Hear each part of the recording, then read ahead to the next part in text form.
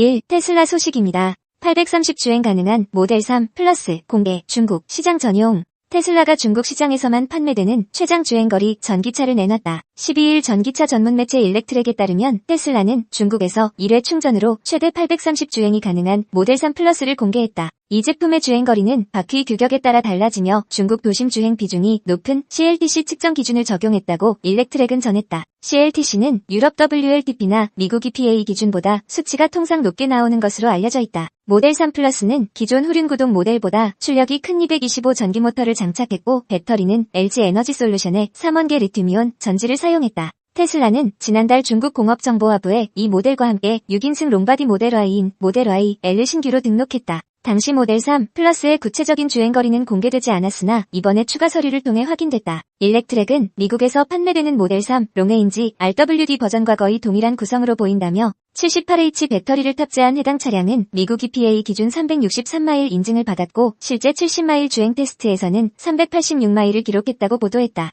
다만 이 모델이 중국 외 시장에도 출시될지는 아직 불투명하다. 일렉트렉은 중국에서는 저가 전기차가 절실히 필요한 상황이어서 고급 사양 모델을 추가하는 전략이 이상적이지 않다며 따라서 글로벌 출시 가능성이 있다고 전망했다. 2. 애플 소식입니다. AI 기반 시리 내년 봄 출시 목표 외부 앱까지 성능 시험. 11일 블룸버그에 따르면 애플은 아마존, 유튜브, 페이스북, 왓츠앱, 우버, 스레드, 테무 등 주요 앱과 일부 게임에서 차세대 시리를 시험 중이다. 자체 앱을 활용한 검증도 병행하고 있다. 새로운 시리는 사용자의 개인 맥락을 이해하고 화면을 인식해 앱을 제어하는 능력을 강화했다. WWDC 2024에서 공개한 애플 인텔리전스와 업그레이드된 앱 인텐트 시스템이 핵심 기술이다. 이를 통해 사용자는 음성 명령만으로 앱 내 복잡한 작업을 수행할 수 있다. 예를 들어 시리에 특정 사진을 찾아 편집해 보내줘라고 지시하거나 쇼핑 앱에서 상품을 장바구니에 담고 인스타그램 게시물에 댓글을 다는 작업을 터치 없이 처리할 수 있다. 팀 쿡 애플 CEO는 최근 시리 개인화 기능 개발이 큰 진전을 보이고 있다고 밝혔다. 그는 내년 출시를 목표로 한다고 재차 강조했지만 구체적인 시기는 공개하지 않았다. 업계는 새 시리가 애플 생태계의 새로운 음성 기반 인터페이스를 제공해 애플이 약 15년 전 구상했던 음성으로 제어하는 현실을 구현할 것으로 기대한다. 애플은 다만 금융, 건강 등 민감한 앱에서 오작동으로 인한 사고를 막기 위해 일부 기능을 제한하거나 비활성화하는 방안을 검토하고 있다. 3. 아마존 소식입니다.